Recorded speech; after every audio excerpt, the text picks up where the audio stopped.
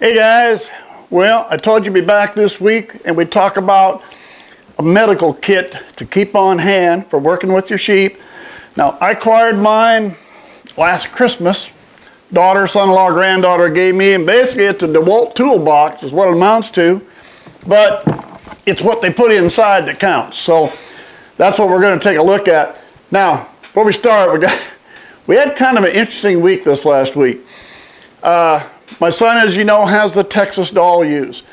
He had one that was just huge. I mean, she was so much bigger than the others. Remember, he bought those last fall. They were open. We stuck the ram in. We knew the day we stuck the ram in. It was almost the same day we stuck my ram with my ewes. So she's still a month away, but she's huge. She's starting to back up a little. It didn't know. And then one day, 3 or 4 days ago or so, she prolapsed. Now, if you're not familiar with a prolapse, basically the easiest way to describe that is the ability to see the inside of a sheep while standing on the outside. Basically, they're just turning themselves inside out is what about amounts to. Now, it wasn't sticking out very far, and when she moved around, it went back in. Talked to vet, we thought we might be okay for a while. He said, let's not, we got to hassle them and move them around. They're kind of hard to move around a little while, let her go. He said, maybe she's just got a ton of them in there. She could have 3 or 4 in there. There's just not much room. Long story short, a few days later, she did it again. Now we caught her. We got her in, put a stitch in her to hold her. Figured we still had a month, but now you got to keep a close eye in case something happens. So we moved her from my catch pen up to my son-in-law and daughter's barn. She had a spot over in the corner where they could put her there, and they stuck her there. And 24 hours later, they had this. Yeah, guess she was bred after all. Matter of fact, talked to the guy, well, maybe the ram jumped the fence. Yeah, I guess it must have. So anyway, they end up with a nice little Texas doll ram, a little painted desert ewe.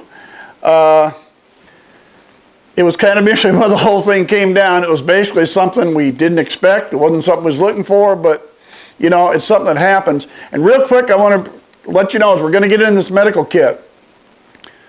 Get on hand some colostrum. Now we had her, the little ram, he did fine. The little painted desert ewe, she was having a hard time getting on and getting started. So my son-in-law was gone, he couldn't get back, so my daughter was there to take care of it. Decided to give her a bottle, and you need to give them a little colostrum to get them started. So she went back to get the little colostrum she had. Unfortunately, it was for her goats. She has dairy goats, and that has copper in it. So you can't use colostrum for goats for sheep. So now what are you going to do? Well, her bad luck was my son-in-law's good luck, because across the aisle, she had one of her dairy goats had just aborted the day before. About 23 days to go there, and it aborted, and the baby died. So she put her up in the milk stand, and she milked her, because she'll have colostrum, and a lot of people with sheep will use goat milk, so she knew that she wasn't going to have a problem there. So she milked the nanny, gave the milk to the little painted desert, and as you can see, they had no problem after that. Once you got a bottle in her and got her going, she was in good shape. So you want to have some colostrum on hand and make sure it's for sheep, not for goats, all right? All right, let's get into the medical kit. I guess one of the first things you're going to need, syringes. Big box, but hey, they got them for me. So there's a box of syringes, box of needles to go with them. You're going to need that. You're going to be giving any shots. Now, I've got a lot of supplements here, and I'm going to get the glasses on so I can read them. This is an omega-3 plus. It's a high-calorie liquid supplement in a pump bottle. Here's another nutrition drench. This is for goat or sheep's. Real rich in nutrition supplements. And I've got a vitamin A, D, E, B12 gel, and another paste this one's for naturally occurring microorganisms to help them out. All these are kind of supplements. And the key is, most of it's the same stuff my daughter uses for her goats. The key is, the goats are easy. You just reach over the fence, grab one, and and pump some of this down there, or take some of the gel or some of the paste and squirt that in their mouth. It's not quite as easy with the sheep that we're dealing with. But it doesn't really hurt to have it on hand. Almost everything there, and that will also include, I've got some vitamin B complex that is injectable. You can give them a shot.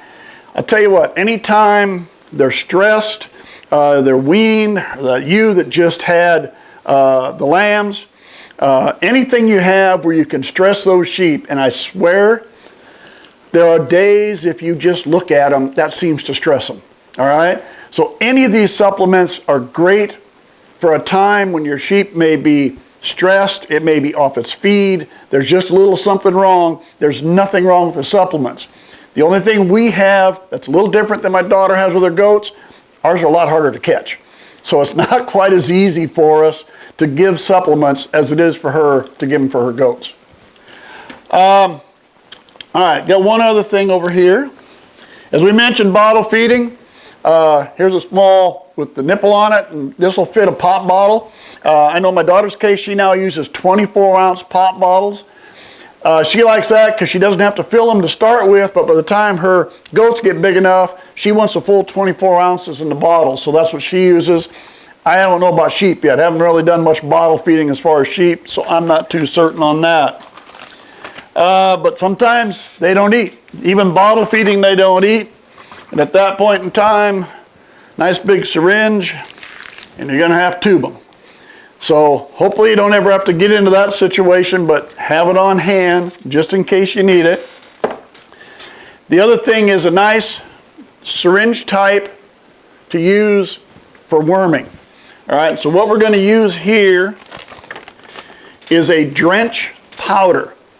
This is a drench powder to be used as worming, and we're going to do it in the concentrated dose. And basically it's going to tell you, put this in a bottle, measuring container, and then add water until you get to 17.5 fluid ounces. All right? And at that point in time, you're going to give 2 cc's, or 2 milliliters, for every 50 pounds on a sheep. So for every 50 pounds, you're going to get, there you go, 2 cc's. Stick that down their mouth, and stick it down in there good, because this tastes terrible. They hate the taste of it. As far as what my daughter and son-in-law have used, and we're starting to use, a Gatorade bottle. A Gatorade bottle will hold everything, your 17.5 ounces, and it's easy to get this down inside the opening of a Gatorade bottle because they're bigger. All right, some things I do not have here in front of me, but we need to really talk about because these are probably the most important items. Antibiotics and CDT, or the overeating. Antibiotics, let's start with penicillin. That's your basic antibiotic most people know about. Penicillin needs to be refrigerated, and you can give penicillin on 3 doses daily basis. 1, 2, 3, you can give it 3 days in a row. You might be able to give it more than that, I'm not sure, but it's given daily. The alternative to that, LA200, is another antibiotic. Now, I kind of like LA200 for a couple reasons. One, you don't have to bother refrigerating it. It can just sit in the counter. And 2, 1 dose of LA200 lasts 3 days. So in our situation where we can have a hard time trying to catch our sheep, I can catch it, give it 1 shot of LA200, and I'm good for the next 3 days, versus having to give it a shot of penicillin and then hit it again the next day and then hit it again the next day. So that makes the LA200 kind of nice. It does, it stings. They don't like the LA200. It does kind of sting a little bit, but I like using that. It's simple, it's easy. It's had no refrigeration worries or any of that. That works pretty good. Now antibiotics, a lot of people, well, I want to stay away from antibiotics. I don't want to do any antibiotics, and that's fine. If that's your choice, that's fine. The way we look at antibiotics is it's easier to prevent it than it is to treat it. Because first off, if you prevent it, you don't get it to begin with. And secondly, ours again can be so hard to catch sometimes. Hard to catch, hard to work with. You want to catch many more than you have to. So a lot of times we'll take, if something new is coming in, it's going to get 2 shots. It's going to get a shot of either penicillin or LA200, one or the other, and it's going to get a shot of CDT. All right, we'll get into that one in just a second. But if it comes on the place and we're not really sure what's going on, and to be honest with you, even if we are, I got a hold of it. So if I got a hold of it now, it's going to get 2 shots, I'm going to turn it loose, versus turning it loose on day 1 when I didn't have it, now I got to go catch it again later. You might as well get it done and get it. So when they're coming off the trailer today, and I got to admit, it didn't start that way for us. You know, I've worked with cattle and hogs and horses for 40, 50 years, but never sheep. So sheep has still been a bit of a learning process for me, and we learned real fast CDT and LA200 penicillin when they come off the truck, period. That's the way that works from now on. So now let's get to CDT real quick. CDT or Clostridium perfringens, I think I got that right. Overeating disease or tetanus. All right, sheep with tetanus. And I've already lost 1 because, as I said, I'm really sure what I was doing in some cases with the sheep. Today, from now on, sheep gets off here, it gets a CDT shot. That's a tetanus and overeating disease shot. 30 to 60 days later, it's going to get a second one. And after that, it's going to get yearly boosters. It's really nice to give those ewes their yearly booster about a month before they're going to lamb. It'll carry over for the lambs. The overeating disease, you don't know where something's coming from sometimes, or you're going to totally change the feed. And it was in a dry lot, it didn't have a lot of feed. All of a sudden, you're putting it out in a lush pasture grass. You're giving it grain, it didn't get grain. You're giving alfalfa hay, it had grass hay. All kinds of things change. Will stress that sheep, and with overeating disease, you can have a problem there and getting them sick. So the key is CDT shot, takes care of that, it takes care of tetanus both. And that's why for us from now on, like I said, 2 shots every time they come off. Oh, almost forgot. Jeez, I was almost going to quit here. Ear tags. Now, I've got my tagger, I've got my marking pen, it's specially designed so it won't come off in the rain, and ear tags. Now, these are the small, narrow ear tags designed for sheep. On my ewes, I'm using the big tag to write the number. I want it big so I can see it. You know, they all start looking alike after a while, and that big number allows you don't have to get right close to it in order to see the number and know which sheep you have. These are going to be for lambs, and if you notice, I've got blue ones and red ones. And yes, I couldn't get pink ones because they were higher priced. So what I'm going to do in my case, as I said, I want the hands-on approach. I've talked to you about that earlier. When I can, I'm going to grab them right off the bat. Those lambs are going to get an ear tag. The rams are going to get a blue. The ewes are going to get a red. That way from a distance, I can tell one apart from the other. And they're going to get ear tags right off the bat so I know which lambs went with which ewe. If I'm keeping ewe lambs back for my breeding program, if I've got this one that births easy, usually has twins, maybe triplets, and she's a calm and easy to work with ewe, I want ewe lambs from her.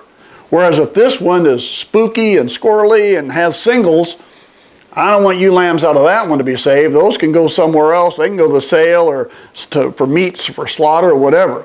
So I want to know who goes with who. And that's why for me the ear tags are going to be important on the lambs.